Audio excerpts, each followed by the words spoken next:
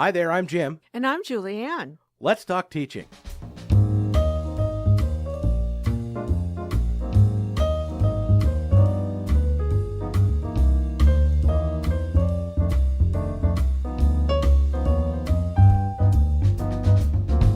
Welcome to Let's Talk Teaching, a podcast from the Center for Teaching, Learning, and Technology here at Illinois State University. I'm Jim G. Joining me today, once again, Dr. Julianne McFann. How you doing, Julianne? I'm doing well. Thanks for inviting me back. I'm happy to have you. And Julianne, you are our team lead for programming. What we're going to talk about today is right in your wheelhouse. Absolutely. And I've already been forewarned that we don't have 3 days for this. So Right. I'll try to keep it concise. Well, and we're gonna talk about the basics of this topic today, and then we can always do a little bit more of a deep dive into some of the techniques that we're talking about. You can count on it. Exactly. So what are we talking about? Well, today we're continuing the conversation that we started in a previous episode with Claire, our director, based on the principles that are outlined in the book How Learning Works, which is a book, and we'll link to that on our show page today, of course. But this is a book that you use a lot in. I love this book. Yeah. I use it a lot with the, I call them the mentoring groups. There are early career professional development circle and our future professor professional development circle. And I love this book because it really is a nice introduction on how to teach college. If I were still teaching courses on how to teach college, this would be one of my textbooks. Mm-hmm. It is organized into chapters that have little case studies or just little narratives at the beginning. And today we're talking about organizing student experiences. The first little narrative at the beginning of that chapter of the book, I had to laugh because we probably should print up a T-shirt or something like that. In fact, I'm going to pull it out here.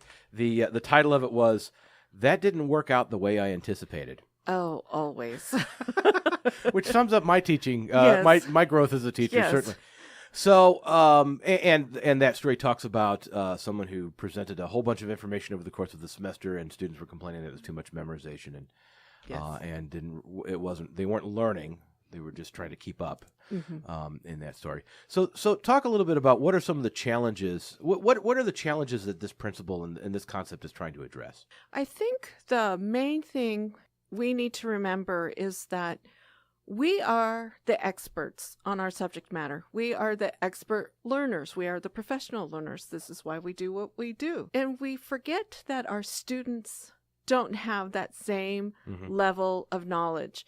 And we just assume that they can follow along with us, and we make all these cognitive leaps, then we don't understand why they're not following along with us. I kind of think of it as, we're the superheroes leaping from building to building Right. All that kind of stuff. And we look behind us and our students did not make that leap with us. And they Wile E. Coyote down to the pavement. Yes, right. Yeah. Yes. Exactly. When Claire and I were talking about exploring this book for our pokey little podcast here, we made the decision very early on that we wanted to do these principles in order. Unlike the last set that we did, the 7 principles for good practice in undergraduate education, which was more of a monograph, as Claire likes to call it. We kind of jumped around different topics, whatever kind of met our fancy. We put off timely feedback for as long as we could. Until it was no longer timely? Yes, until it was no longer timely, exactly. In this case, though, the chapter preceding this is talking about assessing prior knowledge. Yes. In students. So this is a natural next step. Once we know, what they don't know, or how they're interpreting what they know. Correct. Now we can, as you kind of said, kind of temper our expertise and we understand what we need to go back to the basics on and whatnot. Yes. So it's real easy from here on out. How do you do that? Yeah. You just stand at the front of the room and speak in a monotone voice, and they'll eat up every word. No, probably not. Although we have to recognize that some students kind of may be trained to think that that's how learning is supposed to work. Yes. So one of the challenges we always face as instructors on the university level is beyond just delivering the course content and helping them to learn is to help them break out of those habits that they may be bringing in. Correct. So part of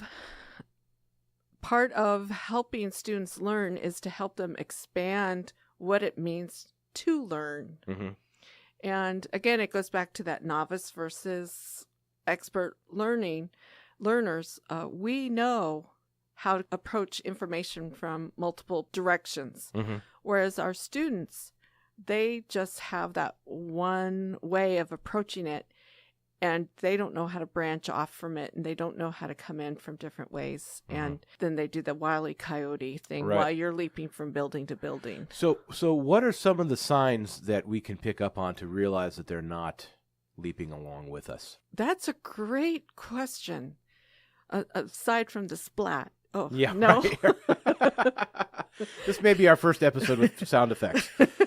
I might have to edit that in. Well, this is actually where formative assessment comes into play. Okay. And I'm sure we can link back to the podcast where we talk about formative assessment, Mm-hmm. my other thing that I just love talking about Mm-hmm. a lot. If we do low stakes, getting feedback from them, and if they're not able to answer correctly or answer deeply, or they play the I'm trying to read the professor's mind, or you kind of answers, or my favorite is if you ask them a question and they all suddenly become interested in tying their shoes, and you see a room full of the top of their heads, then you know that they're not following along with you. Okay. So what do you do then? Well, gosh, Jim. I had a whole spiel going here. And that's all right. We'll get to the spiel. I mean, we're I talking know. about organizing experiences, and you are incredibly well. I'm looking at all your notes here. You're very well organized. That's why I feel I can play. I can play a little bit as we talk about this. We have I needed more than one stand for this today. Right. You asked me what we can do. Well, I think the most important thing is to try to remember what we don't know, what we didn't know when we first started out. Okay. And that Yeah. is so incredibly hard, because once you know it, you don't unknow it. Mm-hmm. I think that's where a lot of that struggle comes in, because we forget what it's like to not know. Mm-hmm. And so it's kind of like dialing it back quite a bit.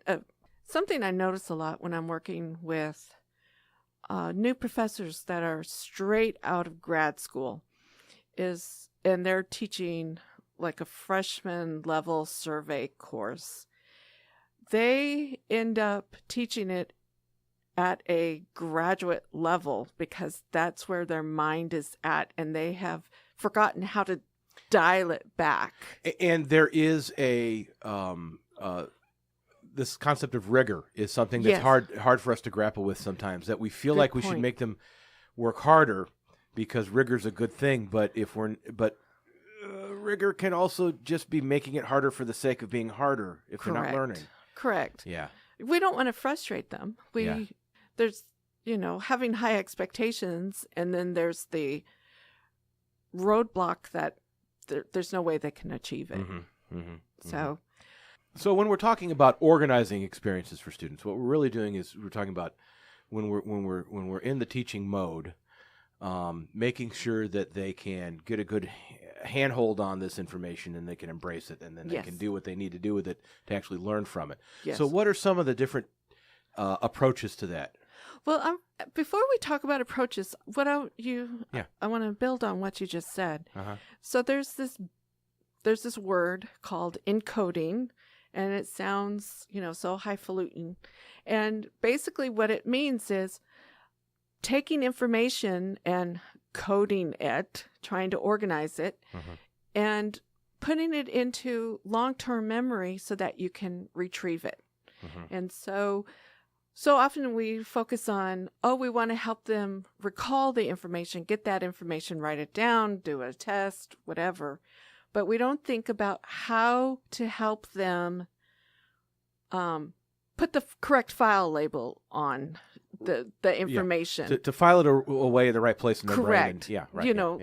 I don't know if everybody is as guilty as I am of using the Mac search feature, and so I don't always label my files correctly very well, and so then I spend 40 minutes trying to remember, now what did I call that What thing? did I call the file? Yeah. And so that's an example of not encoding it correctly. And that's what our students do a lot of time.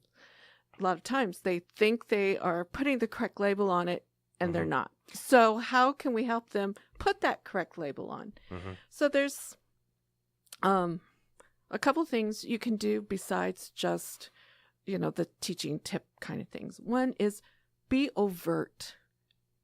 Model for them how you are thinking about the information as you are showing it to them. So instead of saying, well, here's a formula, and this is, you do this, this, this, and this, and here's how you get to the answer.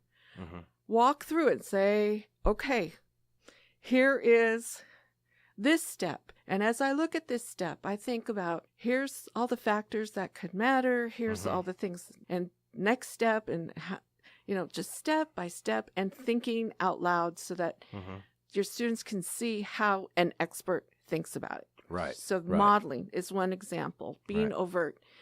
And then there's other things like, do not give your students a complete copy of your lecture notes. Do not give them the PowerPoint things. And students will often ask for that. Oh, they beg for it. Yeah. They just like, I wish my professor gave me that. Right. And so professor caves, but that really impacts your students' ability to learn because they're not engaging fully in the information. Because at best, they're just going to try to memorize what's on each given slide. Correct. Right. And they're not doing anything. So in other words, you have to do something with the information in order to make it stick. Correct. In order to learn. Yes. Oh, come on, Jim. Do something in order to learn? I know. Concept maps. Do we have time to talk about concept maps? Oh, no, I think we should talk about concept maps because I think that that's a technique that can be used. I think it can be used in more disciplines than it is. In other words, I think it's something that breaks all the boundaries. Yes. Yeah. Apparently, I'm becoming known as the concept map queen. Oh, really? Because I keep leading workshops on how to use concept maps. Well, but I think they're an amazing tool. So concept maps and its sister brother mind maps are a way of visually organizing information and seeing how things are interconnected. So concept maps I'm familiar with, but mind maps, what are those? Mind maps are more of a, I don't want to say visual thing because concept map is visual also. Sure. But instead of using words, you use images. Okay. And it's less geometric and looks more like neurons going around, and you got tree trunks. And I think it's wonderful for people who, like my husband, who are very picture oriented. He's an artist, so that helps him. There's people who love mind maps and hate concept maps. And then there's others who look at mind maps and go, no. Mind maps don't come naturally to me, so I'm a little nervous about misrepresenting them. Okay. Well, we'll try to look into it a little bit more. Maybe we can put some links on our show page, and we can always do another episode on it. So. Yes. Once we do a little more research. But anyway, the idea, not to get too far afield, the idea that concept maps or mind maps are ways of doing what? Of taking that core information, your concept, and then branching out from that. And for those of you listening, I'm moving my hands in all sorts of ways that you can't see, but branching out from that core concept and figuring out, okay, here are the 5 important things you need to know about this concept. And for each of the nodes that branched out from that core concept, what are the 5 important things I need to know about that particular thing? And then how do those things connect with the other things? And so you may end up with a concept map that may be kind of boring looking, where there's not lots of arrows going around different places. If you are, say, in nursing, you're going to have arrows going all over the place because you want your students to know how things interact. Yeah, the interconnectedness. Yes. Gotcha. Okay. Did that even make sense? I think it does make sense. I think that is this best used as a technique when you're introducing new concepts? Oh. Or is it best used for review? How would you use it? all the time. Okay. So one way you can use it is to find out their prior knowledge. You have everybody do a concept map. Tell me everything you know about prior knowledge. Mm-hmm. And they draw all their little things, and you have them turn it in, and you look at it, and you see how complex their thinking is about that topic of prior knowledge, for example. Mm-hmm. And then you give it back to them, and or have them create a new one. And as you are going through the lesson, then you have them complete the concept map and how things relate. And you could have them share theirs with a partner, compare what do you have that your partner doesn't have, and vice versa. And then you can also use it as review. What is missing from your concept map? And what do you think will end up on an exam or a paper? You can use a concept map to help organize your thinking for a research project or a paper or... That's how I've yes. worked with students, and we talk about concept mapping in the basic speech course, because how do you come up with a focused enough topic yes. that you can make a good argument about, or something like that, and it also helps you understand what are the qualifiers and what are the potential rebuttals against an argument that you're going to make. So yeah. I mean, my dissertation had my topic was in the middle, and my 5 chapters branched out from there, and you can write a dissertation with a concept map. Well, wow. Okay. Yes. It makes for easy reading for the committee, They wanted me to elaborate a bit more. Yeah, I don't understand why. Oh gosh. And then I know, I have not done this, but I know that there are some professors on this campus who actually use concept maps as an exam instead of having a multiple choice exam or something. Because they want to see that their students understand all the interconnectedness between all the different aspects of that topic.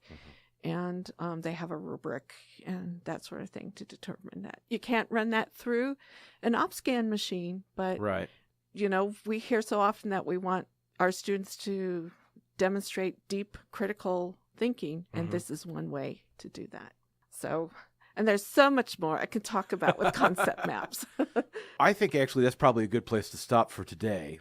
And we'll put some more information about concept maps up on the show page as well, and we'll continue on in our next episode and talk about some of the other strategies that are associated with organizing student experiences. So, Julianne, thank you so much. Thanks for having me.